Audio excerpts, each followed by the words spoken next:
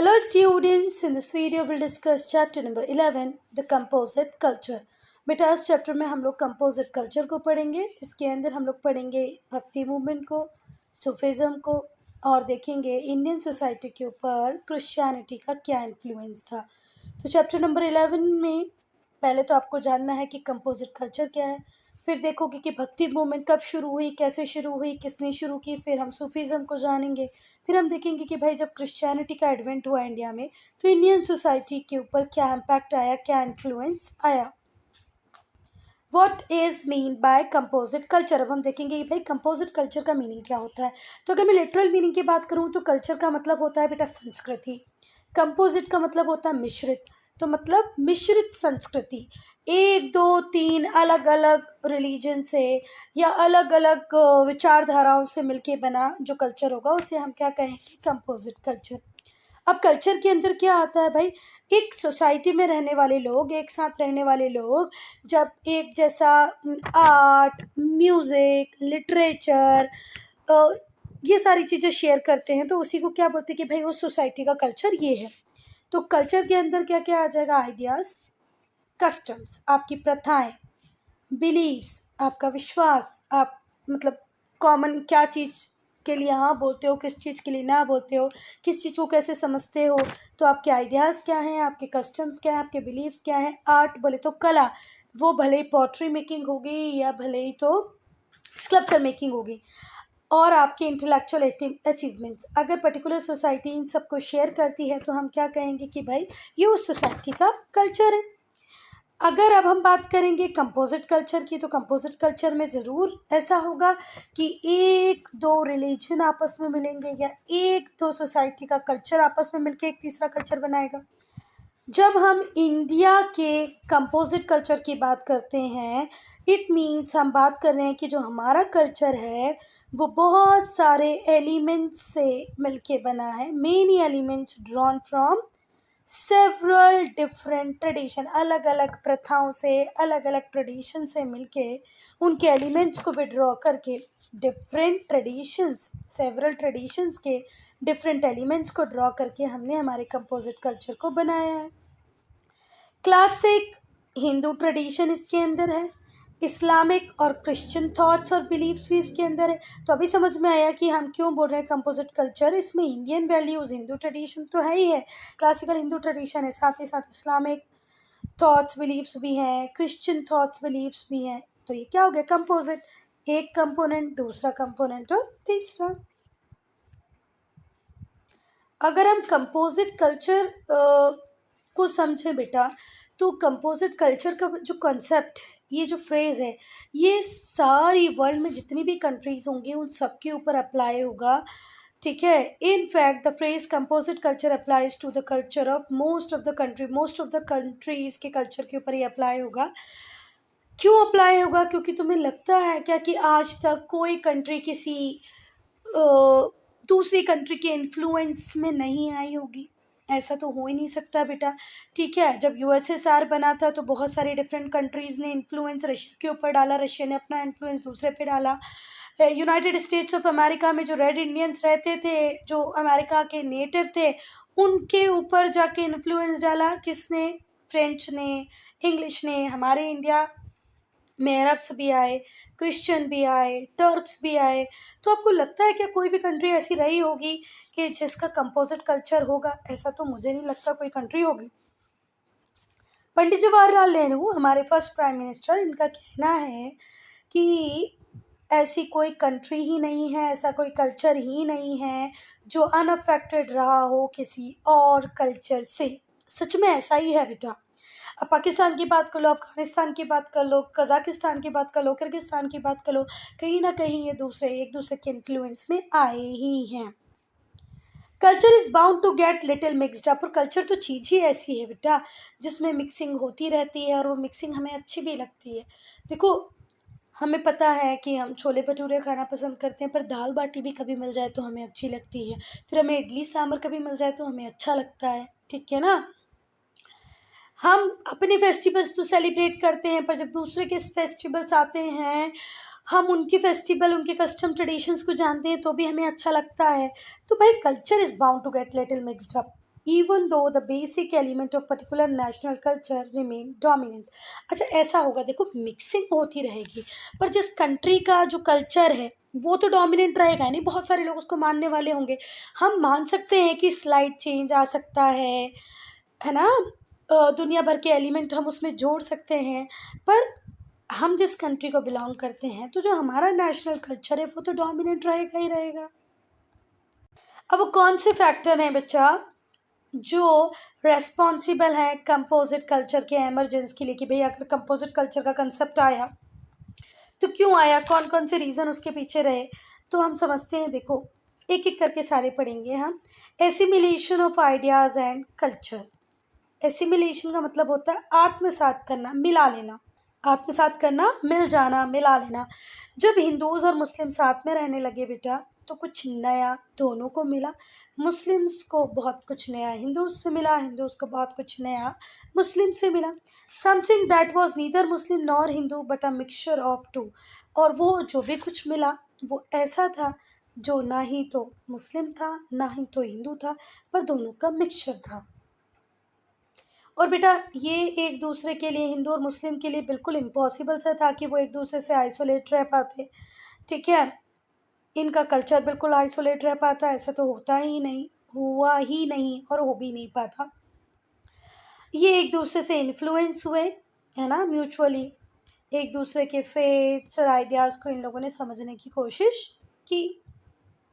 Second point है Sufism and the भक्ति movement. तो बेटा जो सहन शक्ति है, स्पिरिट ऑफ टॉलरेंस, सहने की जो हमारे अंदर स्पिरिट है, जो डिज़ायर है कि हम मिल जाएं, सिमुलेट हो जाएं, आत्मसात हो जाएं, एक दूसरे के आइडियाज़ को समझें, एक दूसरे के कस्टम्स को जानें, इसको हिंदू सेंट और मुस्लिम सेंट ने एक नया ही आइडिया दिया। हिंदू सेंट बोले तो हिंदू जो साधु संत रहे होंगे, मुस्लिमों में जो स्कॉलर्स रहे होंगे, संत, साधु नहीं बोलना चाहिए, संत लोग, साधु नहीं, सेंट बोले तो संत।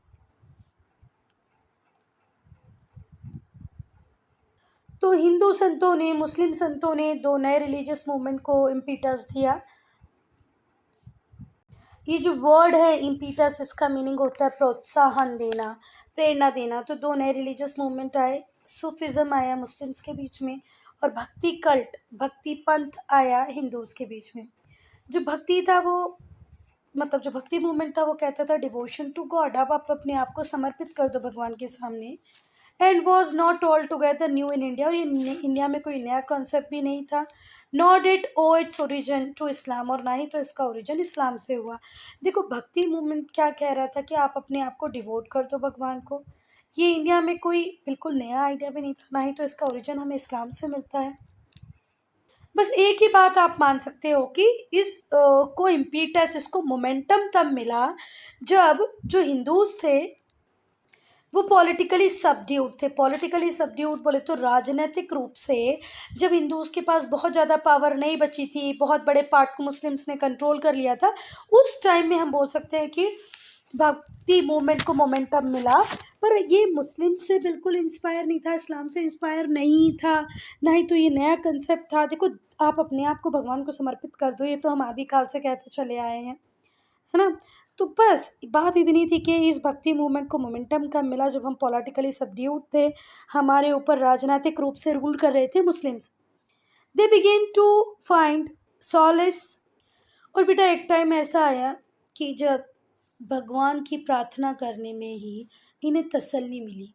देखो हम पॉलिटिकली सबड्यूड हो गए वो एक अलग बात थी, पर एक कॉमन पर्सन के लिए ये बात बहुत ज़्यादा इम्पॉर्टेंट बन गई एक पर्टिकुलर टाइम में, कि उन्हें शांति मिलने लगी, उन्हें तसल्ली मिलने लगी, संतावना मिलने लगी जब वो भगवान की प्रेयर करने लगे।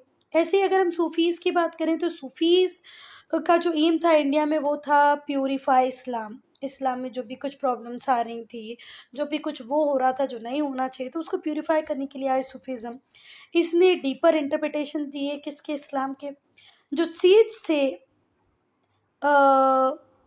जो किसने फैलाए बच्चा, सूफी ने, भक्ति सेंट्स ने, सूफी सेंट्स ने, भक्ति सेंट्स ने जो सीड्स स्कैटर्ड किए, उनका एक बहुत ही प्यारा पॉजिटिव रिजल्ट हमें मिला कि एक सेंस ऑफ इक्वालिटी लोगों में आ गया, ब्रदरहुड की फीलिंग आ गई इंडिया में।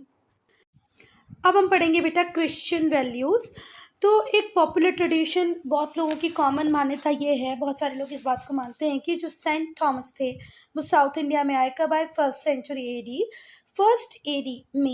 सेंचुरी एडी में सेंट थॉमस कहाँ आए बच्चा? इंडिया में आए।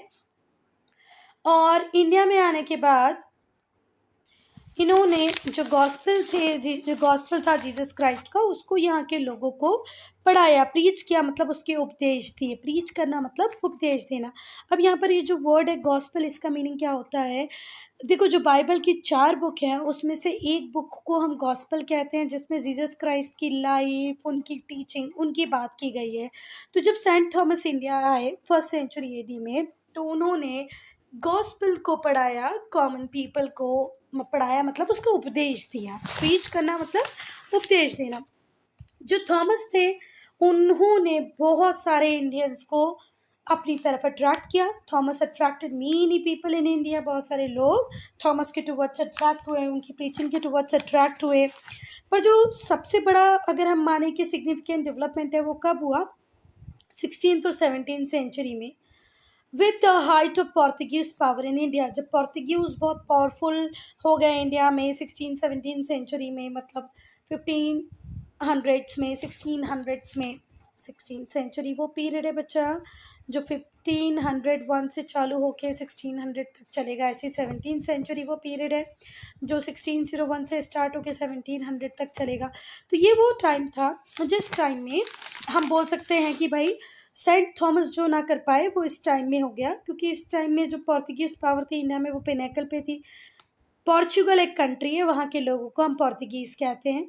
पोर्तुगीज ने रोमन कैथोलिक प्रीस्ट को इंडिया लेके आए 16th सेंचुरी में। Portuguese brought Roman Catholic priest with them in 16th century. ठीक है, अब इंडिया में कौन आगे? कैथोलिक प्रीस्ट आ गए। क्रिश्चियन थॉट की अगर हम बात करें, human beings have an equality before God. Christian thought ये कहते हैं कि भगवान के सामने, ईसा मसीह के सामने, जीसस क्राइस्ट के सामने हम सब इक्वल हैं। अब बेटा वो वैल्यूज़ जो एक आदमी को नॉवल बना सकती थी, वो सारी के सारी कहाँ पर है? सरमन ऑन द माउंट पे है। सरमन ऑन द माउंट एक जो उपदेश है वो किसने दिया था? जीसस क्राइस्ट ने ही दिया था। उसमें कुछ वैल्यूज़ की बात हुई है और वो वैल्यूज़ हमारी लाइफ में बहुत ज़्यादा ज़रूरी है, जैसे फॉरगिवनेस, माफ़ कर दो, love and purity of heart, आपका जो हृदय है वो साफ़ होना चाहिए, सबके लिए उसमें लव होना चाहिए। ठीक है, लव मीन्स लव, आपके पेरेंट्स के टुवर्ड्स आपका क्या लव है, आपके टीचर्स के टुवर्ड्स आपका क्या है, एल्डर्स के टुवर्ड्स क्या है, यंगर्स के टुवर्ड्स क्या है। ठीक है, और आपका हार्ट एकदम प्योर होना चाहिए। ऐसा जीसस क्राइस्ट ने कब कहा था? सरमन ऑन द माउंट, एक सरमन उन्होंने कहाँ पर दिया? माउंट के ऊपर बैठ कर दिया, और जिसको सरमन ऑन द माउंट के नाम से ही जाना जाता है। और बेटा क्रिश्चियन मिशनरीज़ के पास बहुत कुछ ऐसा था और बहुत कुछ उन्होंने ऐसा कंट्रीब्यूट किया जिससे ग्रोथ और एडवांसमेंट हुई। कंपोजिट कल्चर इन इंडिया में, इंडिया का जो कल्चर था, देखो अरब्स तो पहले ही आ चुके थे, है ना, मुस्लिम मुगल्स पहले ही आ चुके थे, तो वहाँ से तो मिक्सिंग चालू हो ही गई थी। उसके बाद क्रिश्चियन मिशनरीज़ ने भी बहुत कुछ कंट्रीब्यूट किया इस कंपोजिट कल्चर में। अब हम इम्पैक्ट देखेंगे कि भाई कंपोजिट कल्चर के क्या इम्पैक्ट हुए। जैसे जैसे बच्चा हम लोगों ने कोशिश की, हमारे बीच में म्यूचुअल अंडरस्टैंडिंग बढ़ी, वैसे वैसे हम अकोमोडेशन करते गए, और एक दो फील्ड में नहीं, लाइफ की हर फील्ड में हमने अकोमोडेशन किया। भले वो आर्ट, कला का क्षेत्र हो, स्कल्पचर है, पेंटिंग है, म्यूज़िक है, डांस है, आर्किटेक्चर हो, बिल्डिंग स्टाइल हो, म्यूज़िक हो, लिटरेचर हो, सब में हमने अकोमोडेशन किया। अपनी वैल्यूज़ के साथ उनकी वैल्यूज़ को भी अकोमोडेट किया। रिलीजियस भी, धार्मिक भावनाएं हों, धार्मिक विश्वास हो, कस्टम्स हो, रिचुअल्स हो, हर चीज़ में हमें अकोमोडेशन देखने को मिला। पहले हम आर्किटेक्चर को पढ़ेंगे, तो जो आर्किटेक्चर स्टाइल है उसमें भी बहुत सारे चेंजेस आए बेटा। जो आर्किटेक्चर आज का है वो रिवील करता है एक डिस्टिंक्टिव स्टाइल, जिसमें हम लोग देखते हैं कि ब्लेंडिंग हुई है, दो चार चीज़ें मिल गई हैं। Persian with Indian forms, Persian form Indian form के साथ मिला हुआ है, और यहीं से एक अलग टाइप की आर्किटेक्चर का राइज होता है जिसे हम बोलते हैं Indo Islamic architecture. Indo Islamic architecture में इंडियंस का जो आर्किटेक्चर स्टाइल था उसे तो कंबाइन किया गया है किसके साथ? पर्शियन स्टाइल के साथ। तो क्या बन गया? Indo Islamic architecture. Sufi movement की अगर हम बात करें, तो जो हिंदू का आइडिया था, आइडिया ऑफ योग, वेदांत, इसका भी डेफिनेट कंट्रीब्यूशन था इस्लामिक फ़िलॉसफी के डेवलपमेंट में। और ये जो सूफ़ी मूवमेंट था, इसने कॉमन प्लेटफॉर्म दिया बच्चा मुस्लिम्स को और हिंदूज़ को कि आप दोनों के ही कल्चर में बहुत कुछ अच्छा है, आओ साथ में बैठो और अपनी सारी अच्छी चीज़ों को डिस्कस करो। तो हिंदूज़ का जो आइडियाज़ था योग का, वेदांत का, उसने भी बहुत कुछ कंट्रीब्यूट किया इस्लामिक फ़िलॉसफी के डेवलपमेंट में। सूफ़ी मूवमेंट ने एक कॉमन प्लेटफॉर्म दिया मुस्लिम्स को और हिंदूज़ का, आओ भाई साथ में बैठो, अपनी अच्छी चीज़ों को डिस्कस करो। Impact on music and painting, अब कंपोजिट कल्चर का म्यूज़िक और पेंटिंग पे क्या इम्पैक्ट था? तो देखो, जो म्यूज़िक और जो पेंटिंग थी उसमें भी हमें ब्लेंडिंग देखने को मिलती है। जो पर्शियन स्टाइल है उसको इंडियन आइडियाज़ के साथ कंबाइन किया गया, ब्लेंड किया गया। जो अबुल फज़ल है जिसने अकबरनामा लिखा है, उसके अंदर बहुत सारी पेंटिंग है जो उस टाइम के कस्टम्स और रिचुअल्स को दिखाती हैं, डेपिक्ट करती हैं।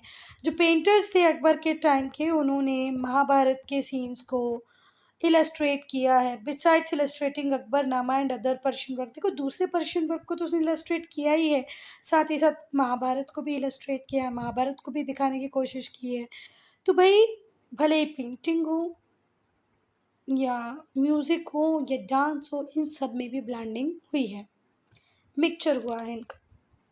नाउ फूड एंड ड्रेसेस, देखो बेटा, अगर आप यूनाइटेड स्टेट्स ऑफ अमेरिका में रहते हैं, अगर आप ग्रीनलैंड में रहते हैं, इंडिया में रहते हैं, अफ्रीका में रहते हैं, तो भाई एक तरीके का खाना आप नहीं खा सकते, एक तरीके के ड्रेसेस आप नहीं पहन सकते, क्योंकि एक बहुत बड़ा, एक बहुत ठंडा है, तो एक बहुत गर्म एरिया है, एक मॉडरेट एरिया है। तो आपको अपने आप को चेंज करना पड़ेगा, अपनी फूड हैबिट्स को चेंज करना पड़ेगा, अपने ड्रेसेस को चेंज करना पड़ेगा। तो जो टर्किश और जो मुगल रूलर्स थे, उन्होंने भी अपनी फूड हैबिट्स को मॉडिफाई किया, ड्रेसेस को मॉडिफाई किया, so that it will become suitable for the climatic condition of India. जैसे इंडिया की क्लाइमेटिक कंडीशन है, उसके हिसाब से खाना खाओ भैया, उस हिसाब से कपड़े पहनो। इसी तरीके से जो अपर मिडिल क्लास थी हिंदूज़ की, वो भी ऑब्लाइज थी कि उसने भी अपने फूड को, ड्रेस कोड को, सोशल कस्टम्स को मॉडिफाई किया in order to get on well with the Muslim aristocracy. अगर मुस्लिम एरिस्टोक्रेसी के साथ आपको रहना है, जिसको हमारे हिंदू हाई क्लास को, मिडिल क्लास को, अपर क्लास को, तो इनको भी अपने आप में कुछ चेंजेस करने पड़ेंगे। तो इन्होंने भी चेंजेस किए, ये उसमें पीछे नहीं रहे। अब now sources to reconstruct religious thoughts and ideas leading to the growth of composite culture। अब वो कौन से आइडियाज़ थे, कौन से रिलीजियस थॉट थे जिनके थ्रू हम कंपोजिट कल्चर की ग्रोथ को देख पाए, कंपोजिट कल्चर की ग्रोथ हुई। तो पहले हम बीजक की बात करेंगे। बीजक क्या है बच्चा? जो संत कबीर थे, उनके जो कंपोजिशंस थे, उनका कंपाइलेशन है, जिसे हम क्या कहते हैं, बीजक। बीजक क्या है? कंपाइलेशन है संत कबीर के कंपोजिशंस का। ठीक हुई बात।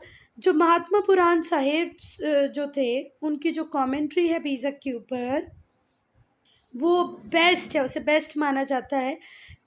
ये जो कमेंट्री है, ये इन्होंने किसके ऊपर दी?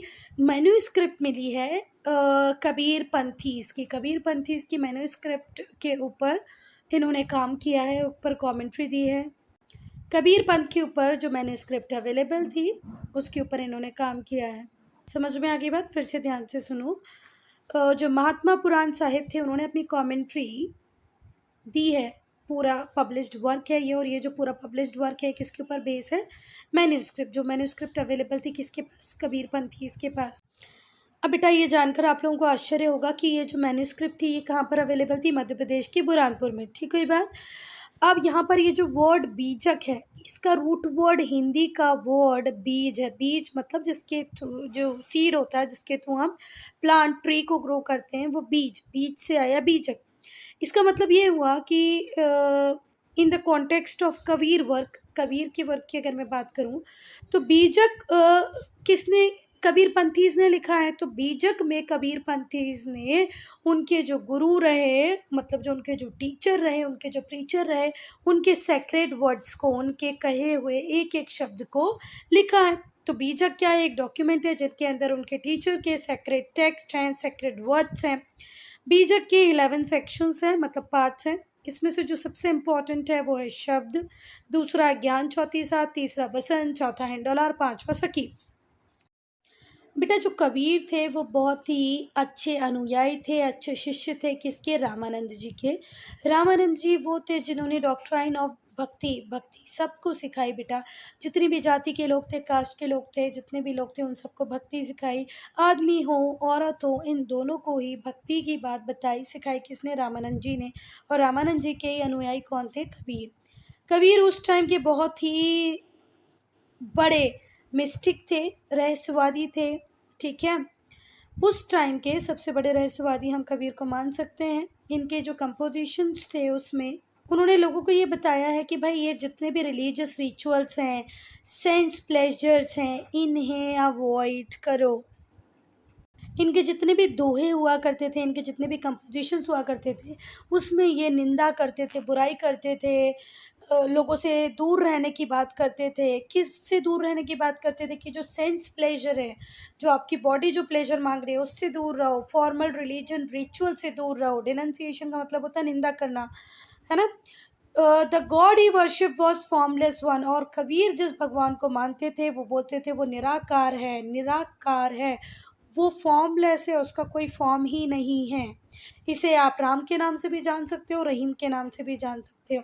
और इवन उन्होंने निंदा की है, बुराई की है कास्ट डिस्टिंक्शंस की। वो बोलते हैं भाई ये जो जातियों में जो भेदभाव है ये बिल्कुल गलत है, सारे आदमियों ने मिलके रहना चाहिए, ब्रदरहुड की फीलिंग होना चाहिए, ठीक है। और कहा है कि जो आत्मा है उसका अल्टीमेट गोल होना चाहिए यूनिटी विथ गॉड, भगवान के साथ मिलना है, इसके अलावा कुछ और काम आपके जीवन में नहीं होना चाहिए। इनके मुस्लिम फॉलोअर्स भी थे और हिंदू फॉलोअर्स। नाउ गुरु ग्रंथ साहिब, ठीक है। अब हम गुरु ग्रंथ साहिब को पढ़ेंगे। बेटा एक बहुत ही पॉपुलर वर्स है जो डिस्क्राइब करता है कि इसको गुरु नानक देव को। गुरु नानक देव कौन थे? फाउंडर थे सिख पंथ के, सिख फेथ के, ठीक है। वो कहते हैं कि गुरु फॉर द हिंदूज, भाई हम गुरु हैं हिंदूज के लिए, और पीर और संत हैं किसके लिए? मुस्लिम्स के लिए। अब वर्ड्स क्या होता है वो जानने के लिए समझो एक कविता होती है, एक छंद होता है, ठीक है। एक छंद में उन्होंने कहा है कि गुरु हैं हिंदू के लिए और पीर और संत है मुस्लिम के लिए। फिर आए गुरु अंगद। तो जो गुरु अंगद थे उन्होंने तो गुरुमुखी स्क्रिप्ट को ही डेवलप कर लिया, क्योंकि वो अपने फाउंडर के कंपोजिशंस को प्रिजर्व करके रखना चाहते थे, संरक्षित करना चाहते थे अपनी फर्दर जनरेशन के लिए, फ्यूचर जनरेशन के लिए। तो उन्होंने गुरुमुखी स्क्रिप्ट को डेवलप किया। फिर आदि ग्रंथ की अगर हम बात करें तो जो फिफ्थ गुरु थे जिनका नाम था अर्जुन देव, उन्होंने आदि ग्रंथ को कंपाइल किया है, बनाया है। किसने? गुरु अर्जुन देव ने। अब बेटा जो आदि ग्रंथ है उसमें क्या है? उसमें कलेक्शन है सरमन्स का। सरमन्स को हम हिंदी में बोलते हैं प्रवचन, उपदेश। जो उनके गुरु ने प्रवचन दिए, उपदेश दिए, वो लिखे हैं उन्होंने। हिम्स, हिम्स बोले तो स्तुति मंत्र of the five Sikh Guru, of the five Sikh gurus, Guru Nanak, Guru Angad, गुरु अमरदास, गुरु रामदास। फिर से ध्यान से सुनो। अब देखो यहाँ पर हमने क्या पढ़ा कि जो आदि ग्रंथ है उसको कंपाइल करने वाले कौन है? आदि ग्रंथ को कंपाइल करने वाले हैं गुरु अर्जुन देव। अभी जो गुरु अर्जुन देव है इन्होंने क्या कंपाइल करके लिखा? तो इनके पहले जितने भी 5 गुरु हुए, कौन कौन? गुरु नानक देव, गुरु अंगद, गुरु अमरदास, गुरु रामदास, इन सबकी जो उपदेश थे, मंत्र थे, प्रवचन थे, उपदेश थे, उन सबको कंपाइल कर दिया, लिख दिया। क्लियर है? एंड हिज ओन वाणी, उन्होंने खुद को भी लिखा। ये तो 4 ही हुए ना, 1 2 3 और 4 हुए, 5 हुए, वो खुद थे। कौन थे? अर्जुन देव। तो अब फिर से ध्यान से समझना कि जो आदि ग्रंथ है उसमें किस किस के हिम्स को, किसके सरमन्स को जगह मिली है? गुरु नानक देव, गुरु अंगद, गुरु अमरदास, गुरु रामदास और खुद गुरु अर्जुन देव। ये बहुत ही बढ़िया कलेक्शन है जिसमें डिवोशनल हिम्स हैं, भक्ति वाले गीत हैं, कुछ अदर संतों को भी इन्होंने इसमें इंक्लूड किया, जैसे कबीर हैं, नामदेव हैं, रैदास हैं, बाबा फरीद हैं। ये होली बुक तो है ही। जो आदि ग्रंथ है उसे एक वैल्यूएबल रिकॉर्ड भी माना जाता है, जो उस टाइम में कैसा धर्म धार्मिक तंत्र था, सोसाइटी कैसी थी, कल्चरल कंडीशन कैसी थी नॉर्थ वेस्ट इंडिया में।